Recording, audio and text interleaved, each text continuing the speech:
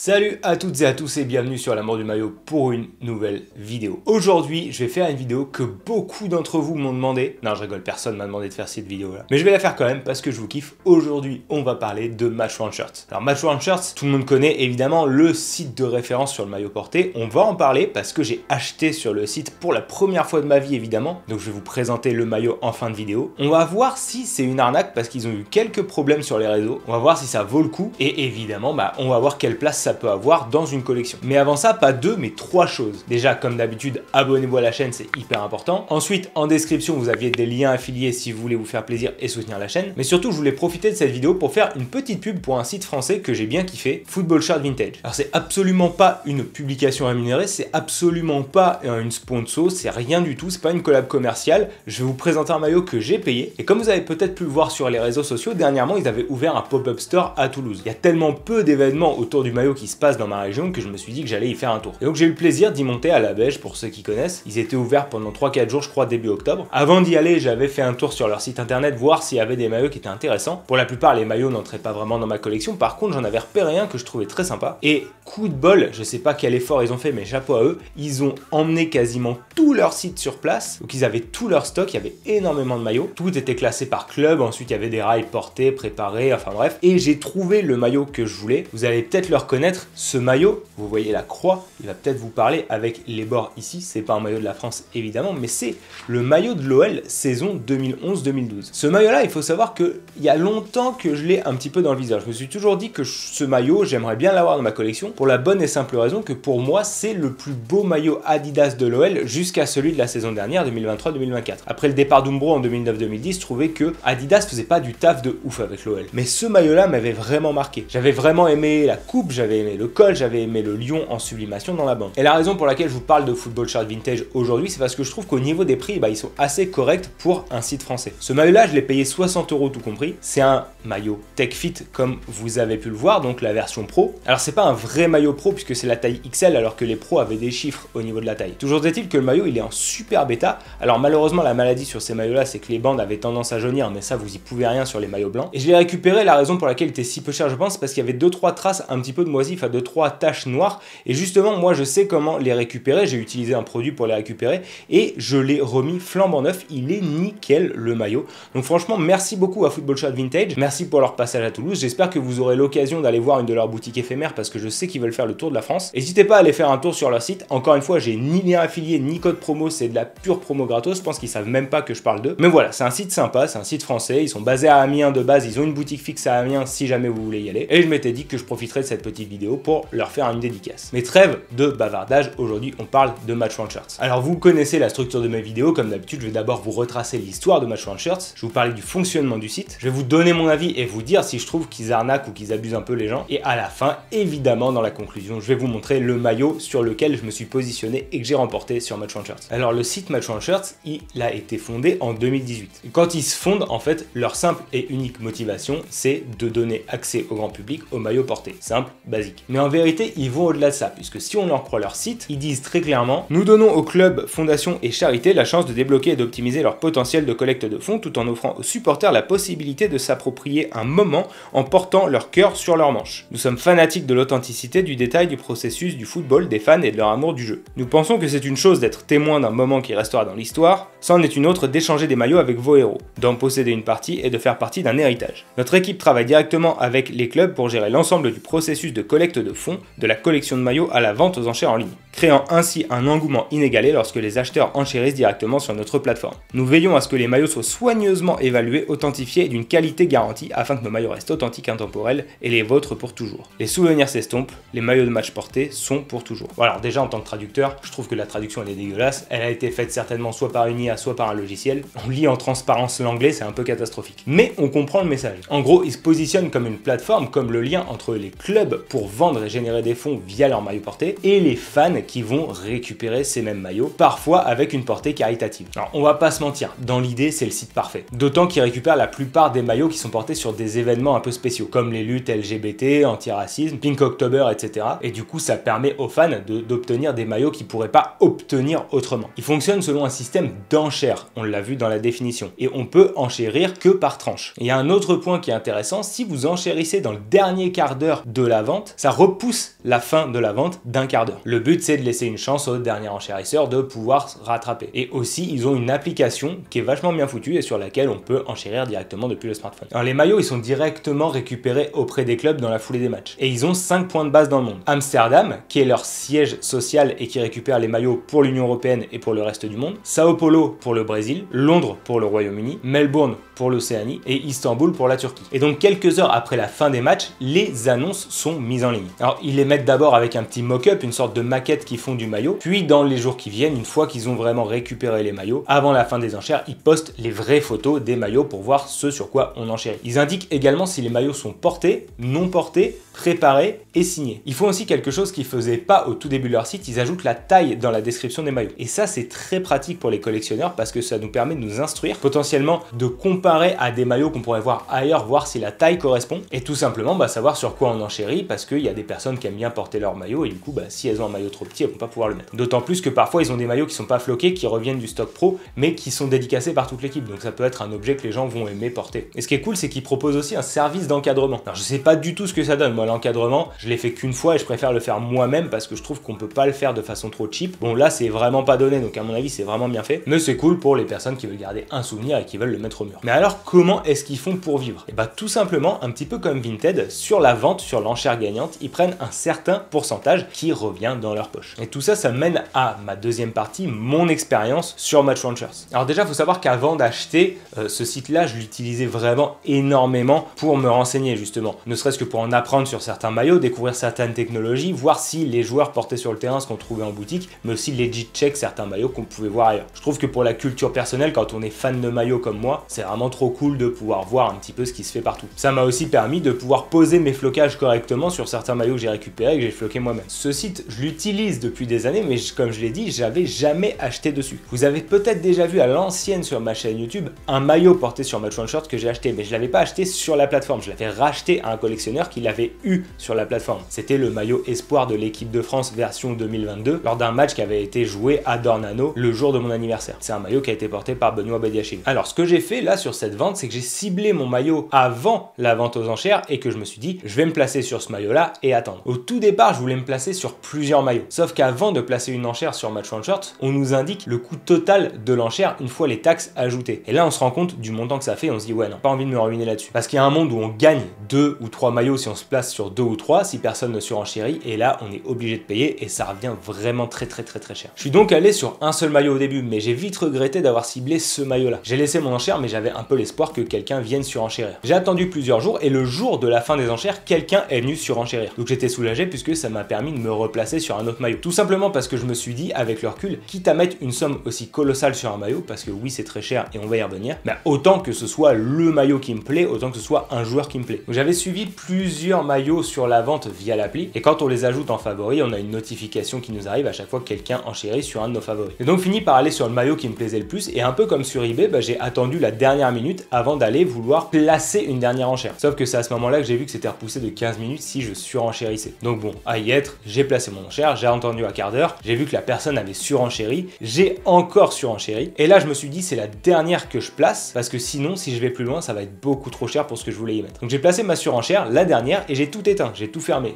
l'appli, j'ai enlevé les notifications, j'ai mis mon portable en silencieux, j'ai tout coupé sur mon ordi, bref, je me suis concentré sur mon taf et je me suis dit je reviens dans 20 minutes. Et 20 minutes plus tard, j'avais gagné le maillot sur lequel je m'étais positionné. Ensuite, on doit aller dans notre profil pour valider l'achat, donc c'est-à-dire payer. Alors vous pouvez payer par PayPal si jamais un jour ça vous intéresse. PayPal permet de payer en 4 fois sans frais, même si ça c'est un risque à se surenchérir sur le long terme et je déconseille de le faire. Mais si vous le faites une fois un jour, ça peut être une solution. Une fois que vous avez payé, il faut retourner dans votre profil et valider encore une fois l'achat parce que tant que vous n'avez pas dit si oui ou non vous voulez le service d'encadrement, il l'envoie pas. Et ensuite, c'est envoyé en DHL Express et là, en 24 heures, il était arrivé chez moi. Et le maillot est arrivé dans ce coffret avec, vous l'entendez, 2 certificats à l'intérieur. Et je peux vous dire que quand j'ai ouvert le coffret, j'ai pu confirmer que le maillot à 100% avait été porté en match. Parce que sincèrement, l'odeur, elle était innommable. Mais bon, ce qui vous intéresse dans tout ça, c'est de connaître mon avis. J'en ai parlé, il y a énormément de taxes qui viennent s'ajouter à la vente. Et on va mettre les pieds dans le plat dès maintenant, c'est cher. C'est ultra cher. De base, les maillots portés, c'est cher. Mais là, vraiment, à cause des taxes, ça revient à une somme qui est monstrueuse. Je vais rien vous cacher du tout. Pour pouvoir me financer ce maillot-là, j'ai revendu 6 maillots de ma collection. Alors Alors après, j'ai pris des maillots qui me servaient un petit peu à rien et des maillots que j'avais achetés sur des coups de tête il y a plusieurs années, précisément pour me placer sur un maillot qui lui avait énormément de valeur à mes yeux. On en revient toujours à ce que j'ai dit, j'en ai parlé dans mes vidéos précédentes, le souvenir et l'attache affective est bien plus importante. Et en toute honnêteté, je risque pas de retourner acheter sur Match One Shirt d'ici très longtemps. Mais est-ce qu'au vu des taxes ajoutées, on peut vraiment parler d'arnaque? Alors oui et non. Pour moi, c'est pas vraiment une arnaque dans le sens où il vous indique tout dès le début. En fait, vous voyez quand vous achetez votre maillot, vous recevez une facture. Et la facture, elle se décompose en deux parties. Et sur la somme globale, il y a 2 tiers qui reviennent au club ou alors à la fondation vers laquelle les fonds sont redistribués et un tiers qui revient à Match One Shirt. Il y a la taxe acheteur qui leur permet de vivre, il y a les frais d'envoi et il y a la TVA. En toute honnêteté, le fait de se dire que les taxes représentent 50% en plus de l'enchère qu'on a placée, là, clairement, je trouve ça méga abusé. Mais à la limite, ça, c'est juste l'aspect financier et il est affiché. Et dernièrement, sur les réseaux sociaux, ils se sont fait épingler pour avoir listé comme porté des maillots qui clairement ne l'avaient pas été. Il y a des fans qui ont montré qu'il y avait un maillot de Tottenham notamment qui avait été marqué comme porté, alors que quand on prenait les photos de match, et ça c'est hyper important à faire, si on comparait l'emplacement des logos par rapport au motif sur le maillot, on se rendait compte que c'était pas du tout le maillot qui avait été porté sur le terrain et que c'était simplement un maillot préparé. Pour certaines personnes, ça va pas compter, mais quand on met une somme forte sur un maillot parce qu'il est porté, là ça devient un petit peu frauduleux quoi. Alors sachez toutefois que leur service client explicite sur leur site que vous avez 14 jours pour renvoyer le maillot. Donc si vous arrive ça, que vous recevez un maillot, que vous avez un doute sur le fait qu'il a été porté, que vous comparez aux photos de match, et encore une fois c'est très important le photo matching, c'est quelque chose qui se fait énormément dans les sports nord-américains et ça permet de vraiment comparer, notamment au hockey quand vous avez une trace de sang, un trou, bah, ça permet de comparer le maillot, voir s'il est vraiment porté en match. Et en foot, et moi c'est ce que je vous invite à faire tout le temps, il faut comparer sur des photos de match. Tout le temps, l'emplacement des lettres, l'emplacement des flocages, et c'est là que vous verrez qu'il y a beaucoup de gens qui essaient des fois un peu de vous arnaquer, ou de faire passer des maillots portés pour des maillots qui sont en fait préparés ou qui viennent de la boutique. Et donc dans tous les cas, vous avez 14 jours pour signaler un problème et renvoyer votre maillot pour vous faire rembourser. Il y a aussi leur système d'enchères qui fait un petit peu débat, parce que comme je vous l'ai dit, quand vous enchérissez dans le dernier quart d'heure, ça repousse la fin d'un quart d'heure. Alors personnellement, ça j'y suis plutôt favorable, même si j'ai eu la désagréable surprise de m'en rendre compte au moment d'enchérir, je trouve qu'avec le recul, c'est moins fourbe qu'eBay. Si vous connaissez pas le système d'enchères sur eBay, en gros c'est un système d'enchères maximale. Par exemple, prenez, vous avez un maillot, prix de départ 100 € et vous êtes prêt à aller jusqu'à 1000 €. Vous allez placer comme enchère maximale 1000 €. Mais ce qui n'apparaîtra sur la vente publique, ce sera que 101 €. Et en fait, l'enchère maximale ne sera vraiment annulée qu'à partir du moment où un enchérisseur viendra mettre 1 € au-dessus de votre enchère maximale. C'est-à-dire que de 101 € à 999 €, voire 1000 € inclus, puisque vous avez mis 1000 €, à chaque fois qu'une enchère sera placée, eBay automatiquement réaugmentera d'1 €. Ce qui fait que les acheteurs potentiels peuvent pas voir où se trouve l'enchère maximale et potentiellement quelqu'un peut arriver et mettre 100 000 € pour être sûr de gagner et ne plus retoucher à l'enchère, quel que soit le montant qui sera placé par les autres acheteurs potentiels. Là, c'est différent. On voit vraiment tout ce qui se passe. On ne peut pas se faire griller au poteau parce qu'on voit l'enchère en cours, on voit la prochaine tranche à placer et surtout, après, on a un délai d'un quart d'heure si quelqu'un vient surenchérir pour s'aligner. Il y a aussi, pour éviter la triche, alors ça, c'est vraiment sur les très gros maillots que c'est utilisé, un cap de 500 000 € qu'on ne peut pas dépasser. Là, on parle vraiment de pièces uniques, des maillots de Mbappé, équipe de France, ce genre de choses. Mais comme je vous le disais, sur eBay, par exemple, la personne peut arriver et mettre le billet qu'elle veut, tant pis. Là, on peut pas s'assurer le coup en mettant 500 000 €. Donc ça reste une petite sécurité, même si évidemment, c'est quand même une très large fourchette que le commun des mortels n'arrivera pas à atteindre. On pourrait aussi critiquer le fait que ce système-là, il favorise les acheteurs internationaux. Des acheteurs qui sont souvent blindés de thunes, qui sont souvent plus riches que l'acheteur moyen en France et qui vont pouvoir dépenser des sommes folles au détriment des vrais passionnés d'un club qui veulent se faire un kiff sur un maillot. On l'a vu dernièrement, tous les maillots du PSG, tous les prospects, ça part à des sommes complètement débiles parce que des gens veulent investir sur peut-être la future pépite ou ce genre de choses, mais ça fait des maillots qui sont largement hors de prix. Donc pour le PSG, pour un gros club comme le PSG ou d'autres, je peux comprendre que ça entraîne forcément un dérèglement du marché. Mais en général, je vois plutôt le verre à moitié plein, je vois le problème dans un autre sens et je me dis que ça donne à des acheteurs qui justement sont à l'étranger l'occasion de se faire plaisir et d'avoir un maillot qu'ils n'auront jamais l'occasion d'avoir autrement. Il faut toujours voir les problèmes selon un prisme qui est différent du nôtre parce que sinon on n'avance pas. Parce qu'il y a aussi des personnes qui sont passionnées par un club et qui ne vivent pas à proximité. Même si elles sont riches, on ne peut pas s'excuser d'être riches déjà, et en plus de ça, elles n'ont pas les opportunités. Donc pour une fois, il y a un site qui vient leur proposer, elles seraient bêtes de pas en profiter. N'oubliez pas que c'est pas parce qu'une personne a plus d'argent qu'elle mérite moins que vous. Et justement, concernant les montants, les sommes et les opportunités, là où la plateforme elle devient intéressante, c'est qu'elle permet à des clubs de moyen calibre justement de déléguer ça en fait. On a déjà vu plein de petits clubs, je sais qu'Ajaccio le faisait à une époque, qui revendaient les maillots portés ou préparés directement sur leur site. Sauf que vous avez une force de frappe qui est beaucoup moins importante quand vous êtes comme ça. Là, ils expédient à l'international, ils s'en fichent. Tandis que s'il y a un acheteur qui est à l'autre bout du monde et qui veut acheter mais qui veut pas se faire livrer, ça va être problématique. Et en plus, ce système d'enchères là qui est vu vendu à l'international permet au club de générer davantage d'argent. Parce que la plupart des collectionneurs vont plus avoir tendance à aller sur ce site-là qu'à aller directement sur les boutiques des clubs. Alors avant de vous montrer les maillots, je vais vous donner ma conclusion. Est-ce que pour moi, Match Worn Shirts, c'est de l'arnaque? En un mot, non. Pour moi, c'est pas de l'arnaque. Match Worn Shirts, c'est un outil. Et comme tous les outils, il faut bien les utiliser. On a parlé des maillots faussement portés, il y a des erreurs, ça